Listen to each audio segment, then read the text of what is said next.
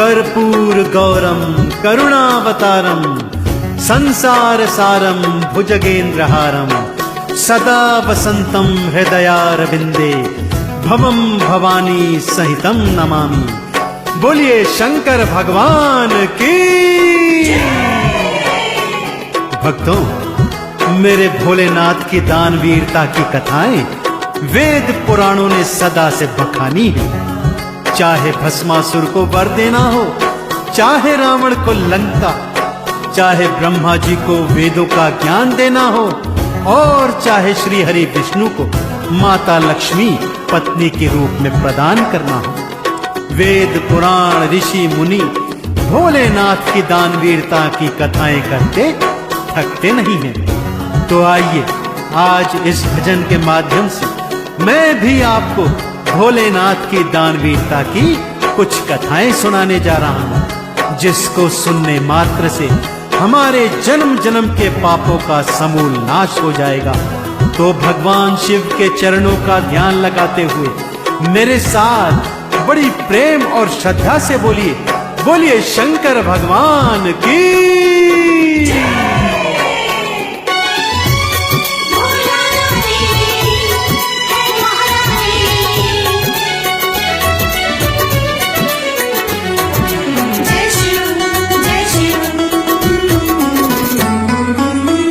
भोला दानी है वरदानी,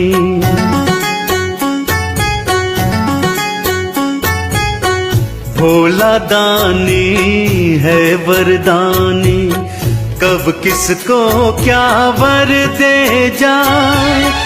आ भक्तों वेदों की हम पावन गाथा तुमको सुनाए।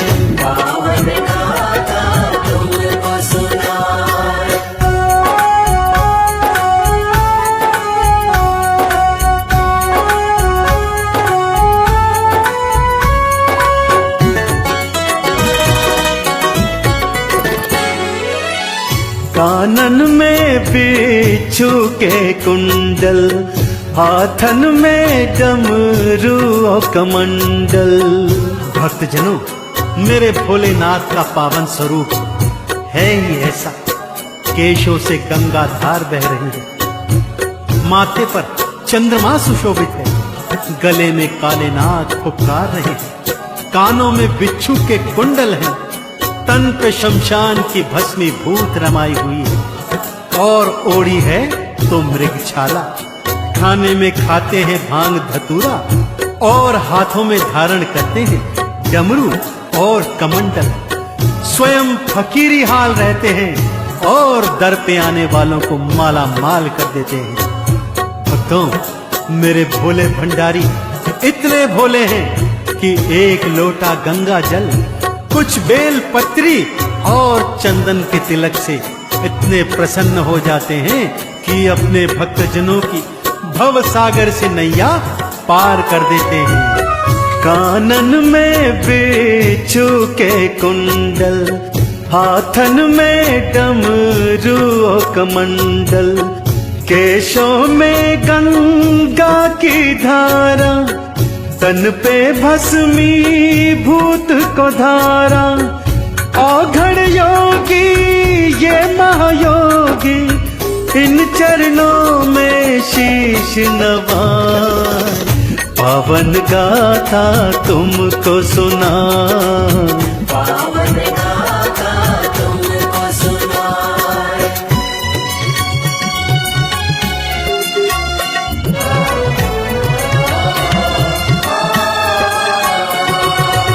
लो सुन लो भस्मासुर गाथा, वेदों की वाणी जो सुनाता।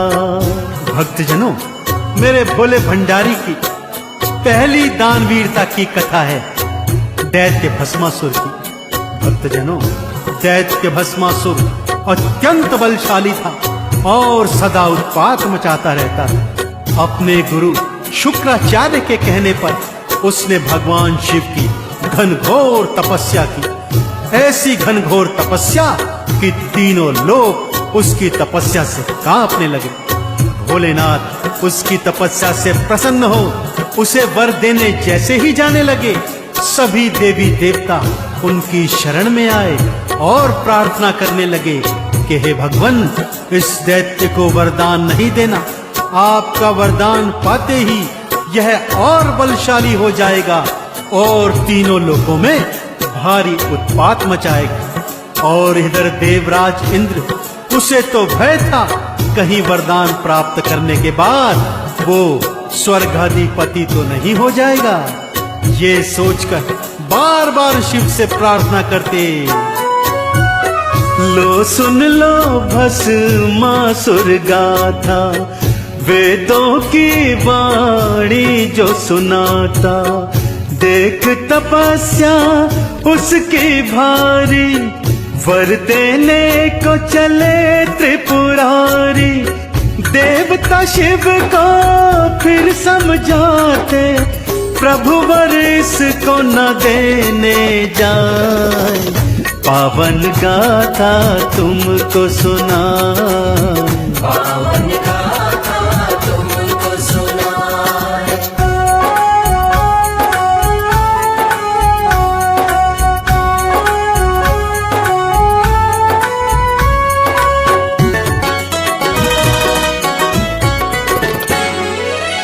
शिव शंकर बिल्कुल ना माने, वर देने की असुर को ठाने।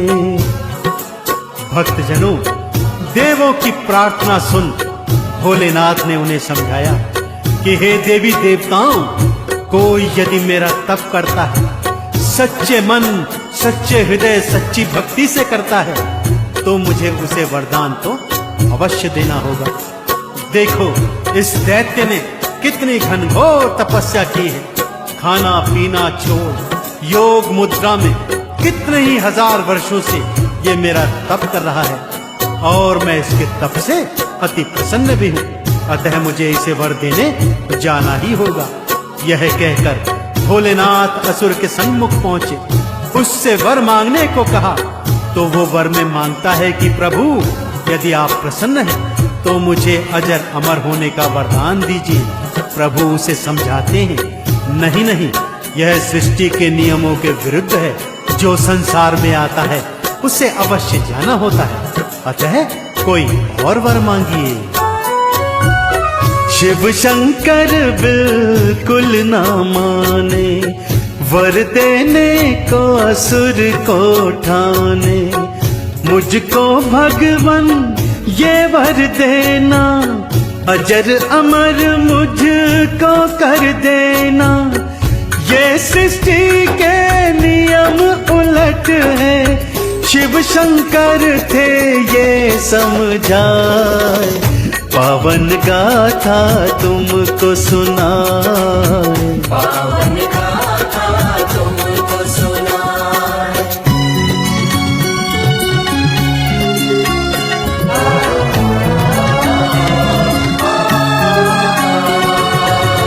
तो फिर ठीक है भोले सुन लो, मांगता जो वर मुझको दे दो। राक्षस ने कुछ देर मन में विचार किया और फिर भोलेनाथ से बोला, ठीक है भोलेनाथ, यदि आप मुझे अजर अमर होने का वरदान नहीं दे सकते, तो अब मैं जो वरदान मांग रहा हूँ वो तो आपको मुझे देना ही होगा। तो मुझे यह वर दीजिए प्रभु कि मैं जिस प्राणी के सिर पर अपना हाथ रख दूं वो तत्काल रूप से भस्म हो जाए, अर्थात जलकर राख हो जाए।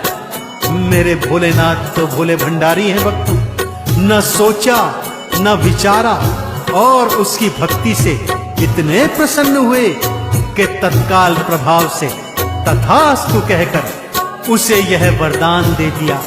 अब राक्षस के मन में क्या क्या विचार आ रहे हैं, क्या कुटिलता आ रही है, आइए सुनते हैं। तो फिर ठीक है भोले सुन लो, मांगता जो वर मुझको दे दो। मैं जिसके सिर हाथ धराऊं, मैं तत्काल भस्म कर जाऊं। बोला तथास्तु शिव शंकर ने राक्षस को वर ये दे आए। पावन गाथा तुमको सुनाए, पावन गाथा तुमको सुनाए।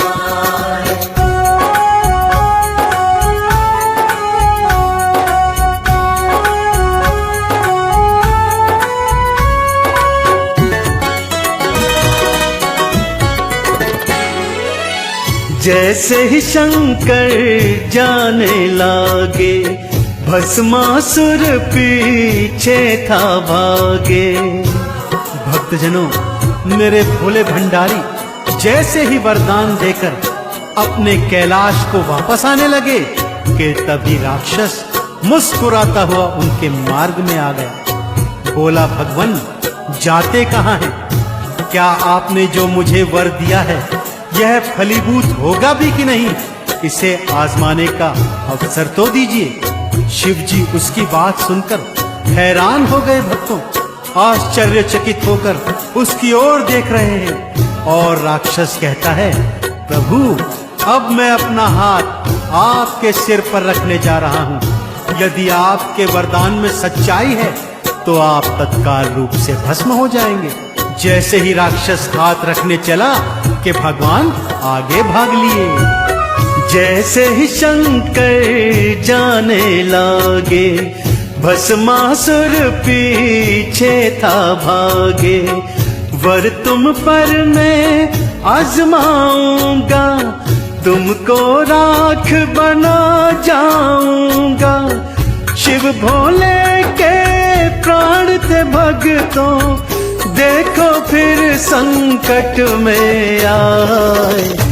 पावन गाथा तुमको सुनाए, पावन गाथा तुमको सुनाए।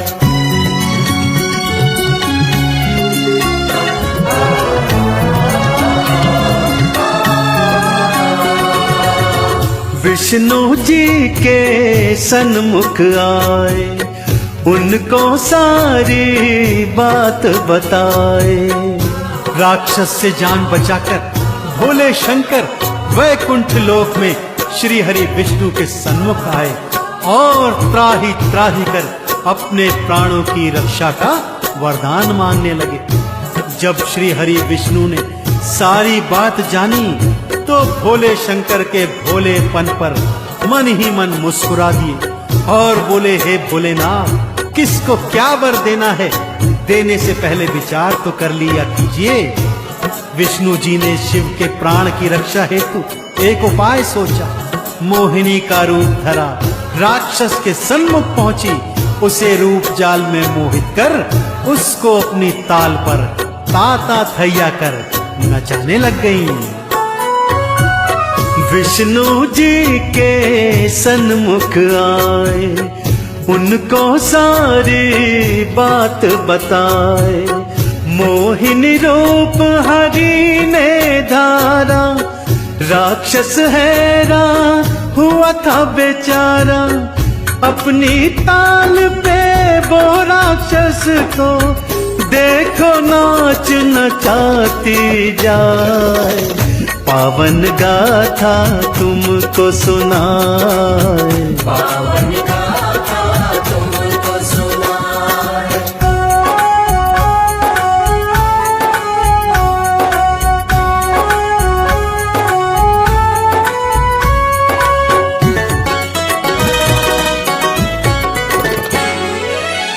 मोहिनी हाथ को सिर पर राखे, राक्षस भी ऐसा कर जाए।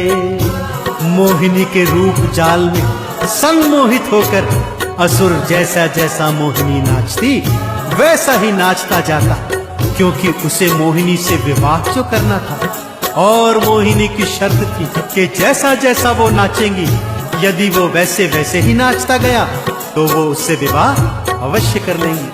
मोहिनी ने अपना हाथ अपने सिर पर रखा और उसका अनुसरण करते हुए राक्षस ने भी जैसे ही अपना हाथ अपने सिर पर रखा, भगवान भोलेनाथ के वरदान अनुसार तत्काल भस्म हो गया। भोले शंकर ने मोहिनी स्वरूप की जय जयकार करी और उनका अनेकानेक धन्यवाद किया।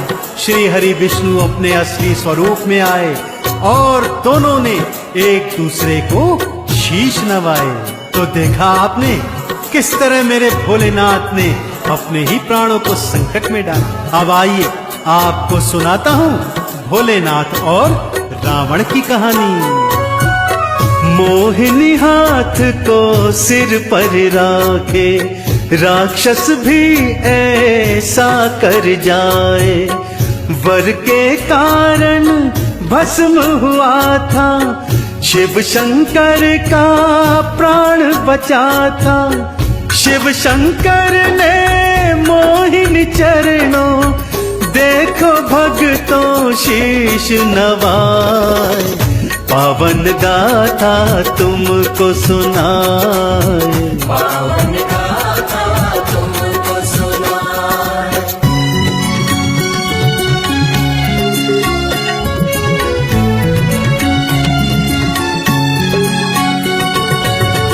अब सुन लो रावण की कहानी, ऋषि मुनियों ने जो है बखानी। एक समय की बात है भक्तों, माँ गौरा ने देखा महालक्ष्मी सोने चांदी के बने महलों में रहती है, हीरे मोती अनेकानेक जेवरात पहने रहती है। माँ गौरा ने भोलेनाथ से हट की कि हे भोलेनाथ, मैं इस वन में रह रहकर तंग आ गई हूँ, मेरे लिए भी स्वर्ण से निर्मित एक सुंदर सी नगरी का निर्माण कीजिए जिसमें मैं शान से रहा करूंगी। भोलेनाथ ने कहा, हे पार्वती, महलों में रहना हमारे भाग्य में नहीं है। परंतु पार्वती थी कि हट करती जाती थी। सो भोलेनाथ ने विश्वकर्मा को बुलाकर सोने की लंका नामक नगरी तैयार करवाई। गृह प्रवेश हेतु रावण रूपी प्रकांड पंडित को बुलवाया और गृह प्रवेश के पूजा से इतने प्रसन्न हुए कि उसी से पूछने लगे, हे रावण, तुझे दक्षिणा में भला क्या चाहिए? अब सुन लो रावण की कहानी, ऋषि मुनियों ने जो है बखानी। गौरा के हित नगर बनाया, रावण पूजा को बुलवाया। बोले शंकर दक्षिणा में, रावण तुमको क्या दे जाए? पावन गाथा तुमको सुनाए, पावन गाथा तुमको सुनाए।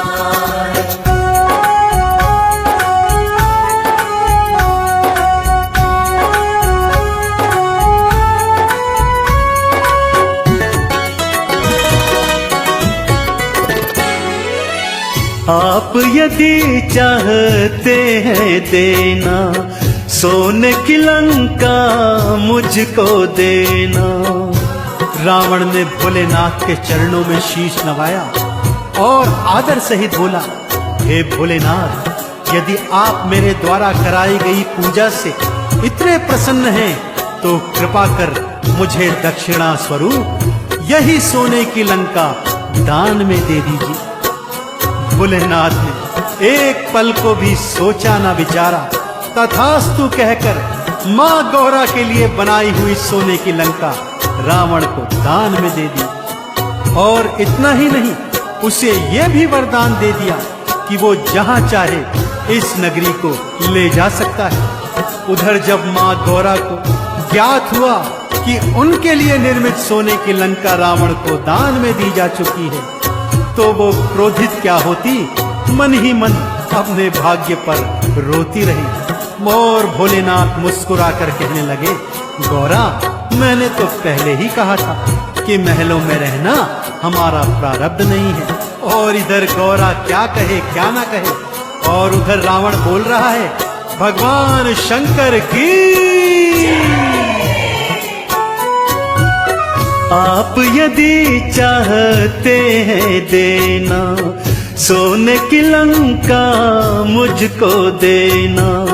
शिव तत्काल ही वर दे दीना, रावण ने लंका ले ली ना, जय शंकर की रावण बोला, शिव के मंत्र वो गाता जाए, पावन गाथा तुमको सुनाए। पावन गाथा तुमको सुनाए।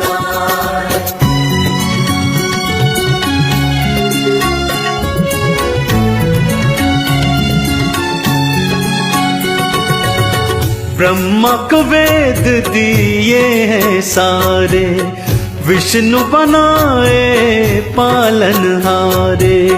देखा आपने भक्तों किस तरह मेरे भोले भंडारी दर पे आने वालों को, शीश नवाने वालों को माला माल कर देते हैं। भक्तों, मंथन के समय जब विष निकला तो सारी सृष्टि में हाहाकार होने लगा। भोलेनाथ आगे आए, अपने कंठ में विष को बसाया और नीलकंठ भगवान का नाम प्राप्त किया। जब वेद निकले तो समस्त वेद ब्रह्मा जी को दे दिए। महालक्ष्मी निकली तो वो विष्णु जी के वाम अंग बिठा दी। ऐरावत हाथी निकला तो उसे इंद्र को दे दिया। उच्चई श्रवा घोड़ा भी इंद्र को ही दे दिया। इस तरह दानवों और दैत्यों को बराबर रूप से सभी चीजें बांट दी और अमृत का पान तो देवताओं को करा दिया। ऐसे भोले भंडारी, ऐसे भोलेनाथ जिनकी दानवीरता का सानी तीनों लोकों में कोई नहीं है, ऐसे भोलेनाथ की जय जयकार करते हैं। सच्ची प्रेम, श्रद्धा और लगन से बोलिए, बोलिए शंकर भगवान की।